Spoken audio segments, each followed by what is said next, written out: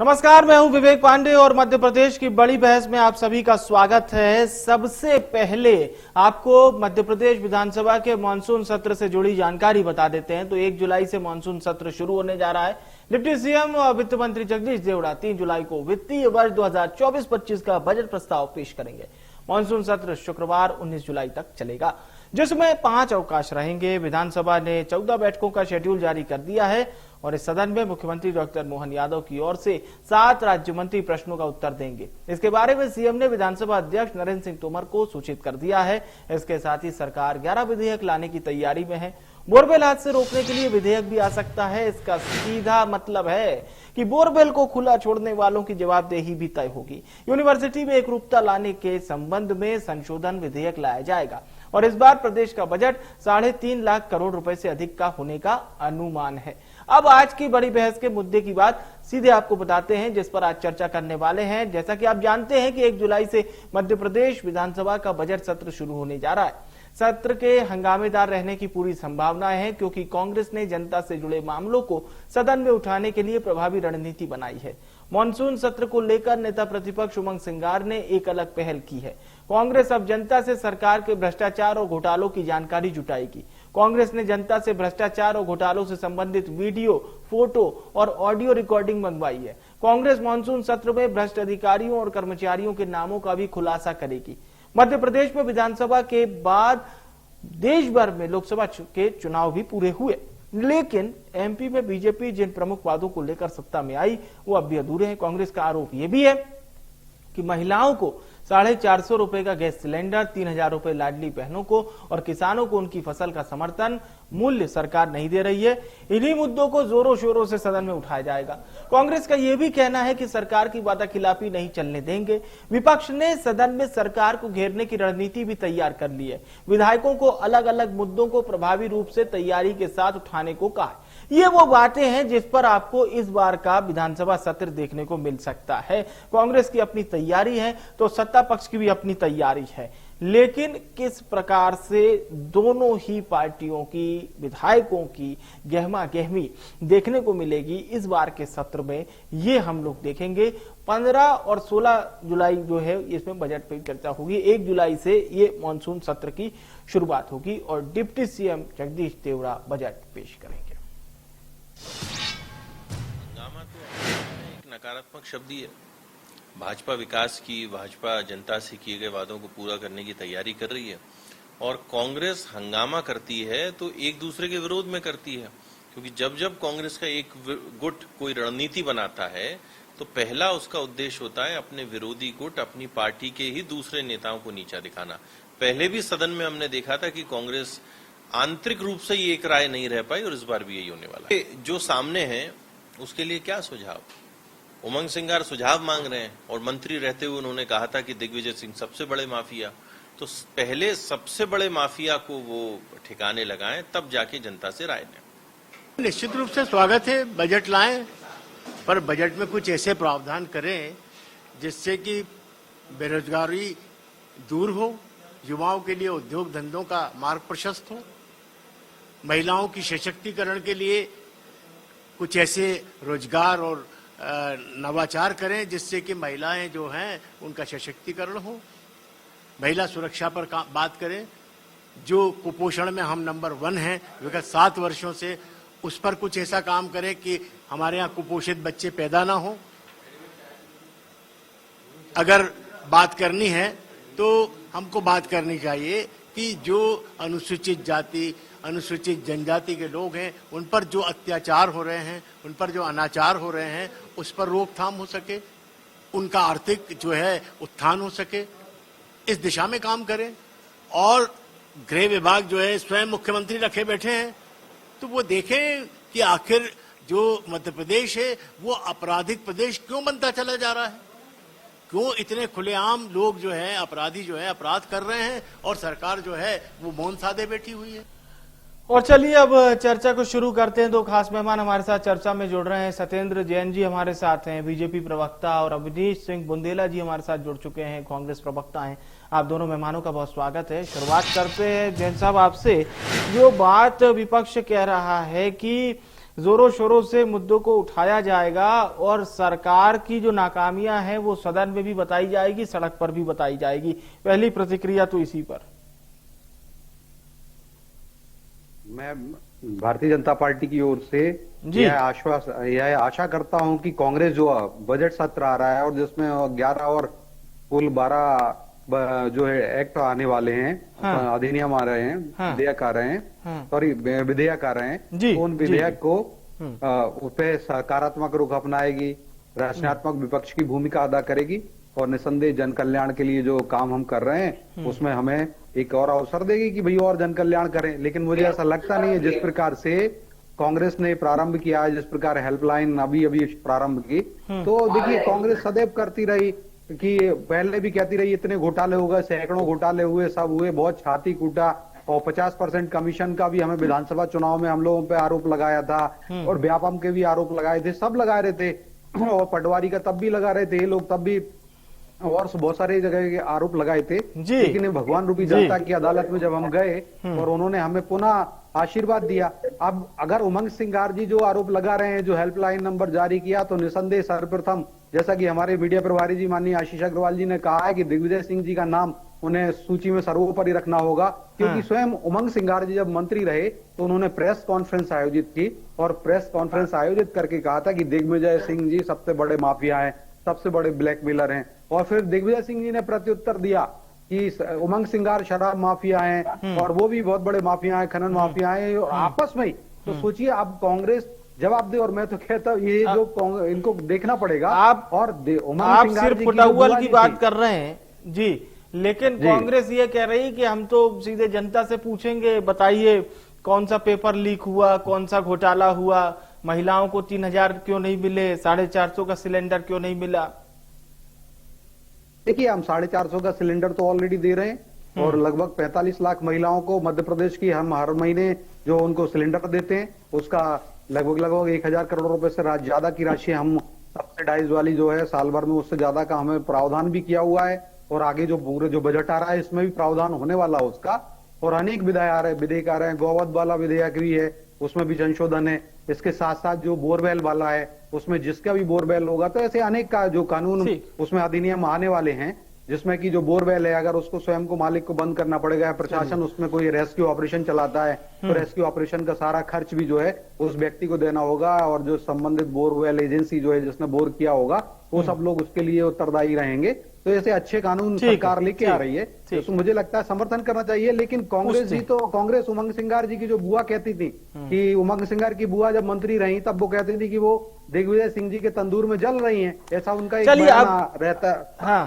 तो मुझे लगता है आज उमंग सिंगार जी को सबसे पहले दिग्विजय सिंह जी का नाम लिख लेना चाहिए क्योंकि उनकी बुआ भी। चलिए अब पूछते हैं, मुझे लगता है अपनी बुआ का सम्मान करते हुए वो करेंगे। ठीक है, अवनीश जी का रुख करते हैं। अवनीश जी क्या कहेंगे, पहली प्रतिक्रिया तो इस बात को लेकर बीजेपी का ये कहना है साहब कि सिर्फ आरोप की सियासत है, कांग्रेस को कुछ काम भी करना चाहिए और 2 बार पेपर का हवाला दिया, यानी वो जनता के बीच में जाके जो पेपर हुआ और दोनों बार में बीजेपी कह रही है कि जनता ने तो हमें आशीर्वाद प्रदान किया है। देखिए पांडे जी, देखिए एक बात आप समझते हैं कि प्रतिपक्ष का काम है मुद्दे उठाना, ये जो कह रहे हैं कांग्रेस करना है तो हम वो काम कर रहे हैं, लेकिन इनको बुरा लगता है अगर हम पेपर लीक की बात करते हैं तो इनके पेट में दर्द क्यों होता है, उसका जवाब क्यों नहीं देती थी। मध्य प्रदेश में पटवारी, व्यापम एवं नर्सिंग जैसे घोटाले हो जाते हैं, नीट के पेपर लीक हो जाते हैं राष्ट्रीय स्तर पर, इसके अलावा नेट यूजीसी के पेपर कैंसिल हो जाते हैं, 9 लाख छात्रों का भविष्य खतरे में जाता है। तो इस बात की अगर हम चर्चा करें तो इनको बुरा क्यों लगता है, क्या कारण साहब? आप क्या चाहते हैं कि हम आपका महिमा मंडन करते रहे? आप सीधी बात, आप सरकार में है, आप पॉलिसी मेकर हैं।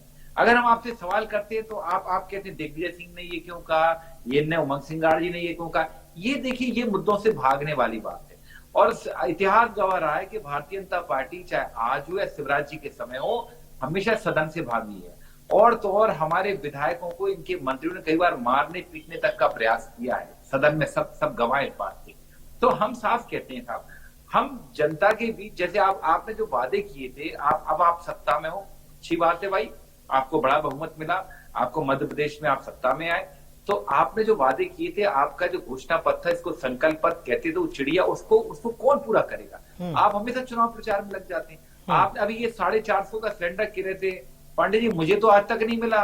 ये 450 का सिलेंडर मिल रहा है, किसको मिल रहा है मुझे नहीं मालूम किसको मिल रहा है, जबकि घोषणा थी कि 450 का सिलेंडर देंगे, नहीं मिल रहा। क्या धान की और गेहूं के 3100-2900 की कीमत मिल रही है? क्या नहीं मिल रही। क्या लाडली बहनों को 3000 रुपए प्रति माह मिले हैं? क्या नहीं मिल रहे। ठीक है, और बल्कि 1250 भी नहीं मिल पा रहे। क्या जो युवा थे उनको उनके लिए रोजगार की कुछ व्यवस्था हुई? नहीं हुई। 4 जुलाई 2023 को शिवराज जी ने खुले मन से घोषणा की थी कि मैं आज से संविदा कल्चर खत्म कर रहा हूं, और 2.5 लाख संविदा कर्मियों को इनने छला है। क्या आज तक संविदा कल्चर खत्म हुआ? पांडे जी बिल्कुल नहीं हुआ। संविदा का आज भी, बल्कि संविदा कर्मी जो थे उनकी आप अब सीआर लिखने लगे, और सीआर लिखने से क्या होता है कि अब उनकी नौकरियां जाने लगी हैं। तो भाजपा के ये लोग जो हैं हकीकत में दुष्ट लोग हैं। अभी मैं सुन रहा था इनके मीडिया प्रभारी आशीष अग्रवाल को, मतलब उनकी बातों में अजीब तरह का घमंड झलकता है। मतलब आप कोई अगर हम बात कह रहे हैं तो आप बात सुनना पसंद नहीं करते हैं। वैसे मोदी जी का घमंड टूटा है राष्ट्रीय स्तर पर। ये वही मोदी हैं जो कहते थे कौन राहुल, और कल मोदी जी राहुल जी से सहयोग मांगते दिखे, हाथ मिलाते दिखे। तो मेरा निवेदन वही है कि कृपया इतना घमंड ना पाले। घमंड रावण का भी नहीं रहा, तो ये तो मोहन यादव जी हैं, मुख्यमंत्री हैं, इनका भी घमंड नहीं रहेगा। लेकिन हाँ, दुख इस बात का है कि कभी जनहित की बात नहीं करते, ठीक है, कभी मुद्दों आधारित बात नहीं करते। लेकिन बुंदेला साहब, शिक्षा विभाग को अपनी प्रयोगशाला बनाया, कहीं इनके पास कुछ काम करने के लिए मुद्दे है नहीं। ठीक ये है, हमेशा एक चीज जरूर पूछूंगा मैं, लेकर मुद्दों से भटकाने का काम कि देश में परफॉर्मेंस कांग्रेस ने अच्छा कर लिया, कुछ राज्यों में पटकनी दे दी, जैसे राजस्थान, महाराष्ट्र में अच्छा प्रदर्शन हुआ आप लोगों का, साउथ में और अच्छा प्रदर्शन किया, पर मध्य प्रदेश कैसे अछूता रह गया? देखिए विवेक जी, ये एक कहीं ना कहीं एनालिसिस का विषय है। निश्चित तौर पर हम मानते हैं कि मध्य प्रदेश में वैसे नतीजे नहीं आए जैसे हमने उम्मीद की थी। अब ठीक है, कुछ कारण होंगे, उसका मंथन चल रहा है, और आने वाले समय आप देखेंगे जीतू पटवारी जी, कमलनाथ जी, दिग्विजय सिंह जी, अरुण यादव जी सभी मिलकर इस विषय में चर्चा करेंगे, और निश्चित तौर पर हम इस चीज से निकल कर आएंगे। क्योंकि ठीक है, हम तो कह रहे हैं ना, हम तो बधाई दे रहे हैं इनको कि आप सत्ता में हो, आपको हम बधाई देते हैं, आपको मध्य प्रदेश, लेकिन आपकी जिम्मेदारी कई गुना ज्यादा है। अगर आपको जनता ने 166 सीटें दी हैं, तो आपकी जिम्मेदारी हमसे 3 गुना ज्यादा है, क्योंकि हम 66 सीटों पर हैं। तो अब आपको काम उस हिसाब से करना चाहिए, लेकिन आप काम नहीं कर रहे। मोहन यादव जी अभी 3 महीने निरंतर प्रचार करते रहे, हर जगह जाकर यादव नेता बनकर, चाहे उत्तर प्रदेश हुआ, बिहार, एक यादव नेता बनकर अपनी ब्रांडिंग करवाते रहे। चलिए, मध्य प्रदेश की जनता बेहाल है। जैन साहब, सीधा सवाल ये रहेगा, जो बात बुंदेला जी कह रहे हैं कि 450 रुपए में सिलेंडर नहीं मिला है, लाडली बहना अभी भी 1250 रुपए ही उन्हें मिल रहा है, और ऐसी बड़ी मुश्किल से मिल रहा है। अच्छा, मुश्किल, ठीक नहीं मिल रहा है, किसान नहीं मिल रहा है। हाँ ठीक है, किसानों को जो गेहूं और चावल मेरे पास है, देखिए बिल्कुल मैं सब दे देता दोनों हूँ चीज। विवेक जी। देखिए, ये कांग्रेस को शायद नहीं पता है, और अवनीश जी को नहीं मिलेंगे। वो अवनीश जी अगर उस क्राइटेरिया में आएंगे तो मिलेंगे।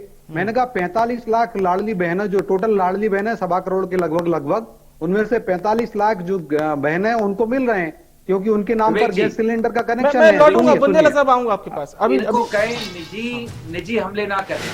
हाँ, अवनीश बुंदेला को आवश्यकता नहीं है 450 के सिलेंडर की। नहीं, आपने कहा था 2000 का। ठीक है, पहले सुन लेते, फिर आप बोलिएगा, अभी सत्येंद्र जी बोलिए। अवनीश जी ने कहा था कि मुझे नहीं मिल रहा है। अवनीश जी, अब अवनीश जी डिबेट को डिरेल नहीं करिए। अब बोलिए, आप अपनी बात रखिए। सत्येंद्र जी बोलिए। आप अगर अपनी जब डिबेट जब खत्म हो जाएगी उसके बाद आप सुनिएगा। ठीक है, अवनीश जी आ रहा हूँ आपके पास, अवनीश जी में आ रहा हूँ। ये कहा था अरे भाई जी ने 450 का सिलेंडर सबको मिलेगा, क्यों नहीं मिल रहा है? इस बात का जवाब सुन लेते, इसका जवाब सुन लेते। चलिए बोलिए सत्येंद्र जी। देखिए, मैं बताऊं, हमने नारी शक्ति का वंदन भी किया है। 1250, 1000 रुपए दे रहे थे, 1250, 1500, 1750, 3000 रुपए तक देंगे, प्रतिमाह देंगे माताओं के लिए, बहनों को।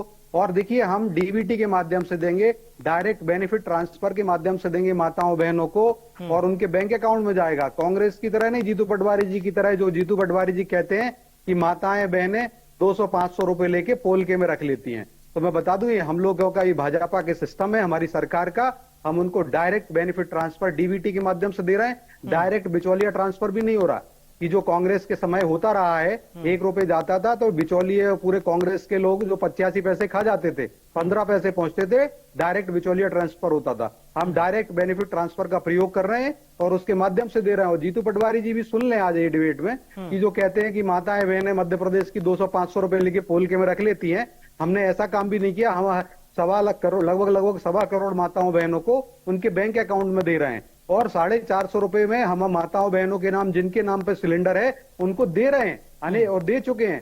तो सैकड़ों करोड़ रुपए की राशि हमने उसमें दी हुई है सब्सिडाइज करके, ये भी हमने काम किया। और जिस प्रकार से हमने गेहूं के ऊपर समर्थन मूल्य के लिए हमने संकल्पना व्यक्त की है, निसंदेह हमारी डॉक्टर मोहन यादव जी की सरकार जो किसानों को भगवान बलराम का अवतार मानती है और हमने उसमें 125 रुपए प्रति क्विंटल का बोनस दे दिया है और करणसा देने की बात की। 5 साल हमारी सरकार रहेगी, निसंदेह हम उसको 2700 रुपए तक लेके जाएंगे, धान को हम 3100 रुपए लेके जाएंगे। तेंदु पत्ते का बोनस का हमने कहा था, उसको संकल्पना हमने कर दिया। लेकिन मैनिफेस्टो में तो ये कहा गया था ना कि ये हम देंगे इतना पैसा। अगर उसमें ब्रैकेट लगा रहता कि हम लेके जाएंगे तो फिर वो दोनों चीज अलग होती ना। नहीं विवेक जी, हमने देना प्रारंभ कर दिया है। इस साल हमने उसमें 2400 रुपए क्विंटल दे रहा है, 2275 का रेट है, 125 रुपए हमारी मध्य प्रदेश सरकार मिला रही है 1 क्विंटल पे गेहूं पर, तो वो देना प्रारंभ किया। और अभी हमने 5 साल के लिए संकल्प किया है। प्रारंभ से ऐसा नहीं था कि हमारे, आप देख लीजिए मैनिफेस्टो में जो संकल्प पत्र है उसमें। और जो पेट में दर्द की बात कही, तो देखिए हमको पेट में दर्द नहीं होता। आप, अच्छी बात है, मैंने कहा ना रचनात्मक विपक्ष की भूमिका निभाएं। हमने बताइए कब सीबीआई जांच नहीं की? हर परीक्षा में, हर उसमें सीबीआई जांच हुई। और व्यापम में आपने छाती कुटी 2013 में 165 सीट आई, उसमें सीबीआई जांच हुई, लोगों को जेल हुई जो अपराधी थे, लोग नहीं अपराधी जो थे। और इसी प्रकार से जो अभी नर्सिंग का चल रहा है, नर्सिंग मामले में हाईकोर्ट के आधार पर, हाईकोर्ट के निर्देश पर सीबीआई जांच चल रही है। जो मध्य प्रदेश शासन के हाथ में, उन अधिकारियों को हमने बर्खास्त किया है और लगेगा तो हम उनकी संपत्ति को भी राजसात करेंगे और जनता के लिए लोकार्पित करेंगे। ये कानून हम लेके आए हुए हैं। जो भ्रष्टाचारी हैं उनकी संपत्ति को हम राजसात करके जनता के लोकार्पण के लिए, जनता के कार्यों के लिए लोकार्पित करते हैं, आंगनबाड़ी चलाते हैं और अन्य प्रकल्पों में उपयोग करते हैं। पेट में दर्द कांग्रेस को जरूर हो जाता है। छत्तीसगढ़ पीएससी घोटाला हुआ, कभी जांच नहीं कराई भूपेश बघेल जी की सरकार ने। ये हमारी सरकार आई, हमने उस पर जांच, सीबीआई जांच प्रारंभ की है। अब दंड देने का काम भारतीय न्यायालय करेंगे। इसी प्रकार राजस्थान में लगभग 2 दर्जन पेपर आप हुए, लगभग 2 दर्जन परीक्षाओं के पेपर लीक राजस्थान में हुए। कांग्रेस के राहुल गांधी जी और बड़े बड़े नेता जो हैं वो आंख मूंद लेते हैं। उनको पेट में दर्द होना चाहिए कि हाँ ये बड़ी विफलता थी। हम तो कहते हैं जहां भी कहीं हो रहा है, छात्रों का, एक छात्र के भविष्य के सुरक्षित करने को, संवर्धित करने को भारतीय जनता पार्टी प्रतिबद्ध। ठीक, और यही बात रही विधायकों की धक्का मुक्की की। और विवेक जी 10 सेकंड और, विधायकों की धक्का मुक्की के लिए उन्होंने प्रश्न उठाया कि कभी हमने इस प्रकार का काम नहीं किया। हम लोग तो संवाद में विश्वास रखते हैं, लेकिन कांग्रेस के नेतागण, कांग्रेस के विधायकगण, कांग्रेस आपस में ये संस्कृति है सिर फुटबॉल वाली, आपने। चलिए, एक सवाल जरूर अवनीश जी आपसे मेरा ये रहेगा कि जिस प्रकार से बीजेपी बात कर रही है कि साहब हम तो पूरी तरह से जनता के लिए समर्पित हैं, किसानों के लिए समर्पित हैं, आपको लग रहा है कि 6 महीने का जो सरकार का कार्यकाल है वो ठीक ठाक रहा? कहां से रहा विवेक जी, आप मुझे बताएं। आदिवासियों पर अत्याचार निरंतर हो रहे हैं। अभी आपने देखा हुआ गुना में, धार में एक आदिवासी महिला को किस तरह से पीट रहे थे। और इसके अलावा आपको शिवराज जी की सरकार में याद होगा, एक आदिवासी के कपाट पर पेशाब करते हुए। इसी मध्य प्रदेश में आदिवासियों की हालत ऐसी है कि एक परिवार को नेमावर में 50 फीट जमीन के नीचे गाड़ दिया जाता है। नीमच में एक आदिवासी को घसीट घसीट कर मार दिया जाता है। ये तो आदिवासियों की बात थी। अब आप युवाओं की बात करें, रोजगार के लिए क्या किया मोहन यादव सरकार ने? ये झूठे वादे करते हैं, हर जगह जाके उज्जैन की कहानी सुनाते हैं। और उज्जैन की मैं आपको हकीकत बता दूं कि पहले शिवराज जी ने ढोल पीटा था कि हम नर्मदा जी का पानी उज्जैन में ले आए शिप्रा में। आज शिप्रा की क्या हालत है? शिप्रा पूरी तरह से मैली है और सूखी पड़ी है। और सबसे बड़ी तो उज्जैन में क्या क्या घोटाले हुए, महाकाल को भी नहीं छोड़ा आपने। महाकाल लोक परिसर किस तरह से घोटाले हुए सबने देखा। इसके अलावा आप किसानों की बात कर रहे हैं, किसान अपनी फसल सड़कों पर फेंकने के लिए आज भी मजबूर रहता है, क्योंकि उसको आप उचित कीमत नहीं दे पाते हैं। और किसान आज भी परेशान है। और कर्मचारी वर्ग की बात करें, कर्मचारी वर्ग मैंने कहा 2.5 लाख संविदा कर्मी परेशान है, शिक्षा कर्मी परेशान है, नियुक्तियां आप कर नहीं रहे। मैं नौकरियों की बात करूं तो 1.25 लाख पद शिक्षा विभाग में पद खाली है, 1 लाख गृह विभाग में पद खाली है, 1 लाख जो है वो स्वास्थ्य विभाग में पद खाली है, बैकलॉग के 32,000 पद खाली है। आप क्यों नहीं भर रहे? अगर आप काम व्यवस्था इतनी लचर हो रही, इसका एक कारण है कि 2016 से प्रदेश में सब इंस्पेक्टर की भर्तियां नहीं हुई। सब इंस्पेक्टर की सोचिए, 1 लाख सिपाहियों के पद खाली हैं जो मैंने बताया था गृह विभाग में। जब आप भर्तियां नहीं करेंगे तो कानून व्यवस्था भी खराब होगी। तो ये हकीकत है भारतीय जनता पार्टी की। बिल्कुल, ये अहम सवाल है, बाकी कुछ इस पर जवाब ले लेते हैं। सत्येंद्र जी बोलिए, ये अगर युवाओं के भर्ती पद इतने खाली देखिए विवेक जी, हाँ देखिए नहीं मैं सुन लिया। और देखिए मैं बता दूं कि हाँ, भारतीय जनता पार्टी ने पिछले 3-3.5 साल की बता दूं मैं, इन्होंने तो वादा किया था कि हर बेरोजगार युवा को 4,000 रुपए देंगे, लेकिन 4 रुपए भी नहीं दे पाए थे। भर्ती परीक्षा का बता दीजिए आप। ये छोड़िए, आप हमारी 15 आप सुन तो लीजिए, आप 30 सेकंड बचे हैं चर्चा के, बोलिए। अरे बोलने नहीं दे रहे ना, बोलने देखिए तब तो बोल पाएंगे। बात को ना दोहराएं। देखिए जनता इनका मुंह बंद कर देती है, इनको बेरोजगार कर दिया जरूर हमने। मैं कह रहा था विवेक जी, कांग्रेसी नेतागण बेरोजगार हो गए और बकवास की बात बंद करो। अगली जी आप अपने समय बोलिएगा। देखिए, अरे चोर उचक्के डकैत आप लोग हो, बेरोजगार निकम्मे। चलिए ऐसे सब नहीं। चलिए मैं शुक्रिया भी करूंगा हमारे दोनों मेहमानों का, बुंदेला साहब, जैन साहब, बहुत बहुत धन्यवाद हमारे साथ बड़ी बहस का हिस्सा बनने के लिए, शुक्रिया। आज हम बात कर रहे थे भारतीय जनता पार्टी की सरकार यानी मोहन यादव सरकार 11 विधेयक लेकर आ रही है और ये बजट सत्र होगा, बहुत अहम सत्र होगा। क्या कुछ बड़ी घोषणाएं होंगी, ये भी पल पल की अपडेट हम आपको देंगे।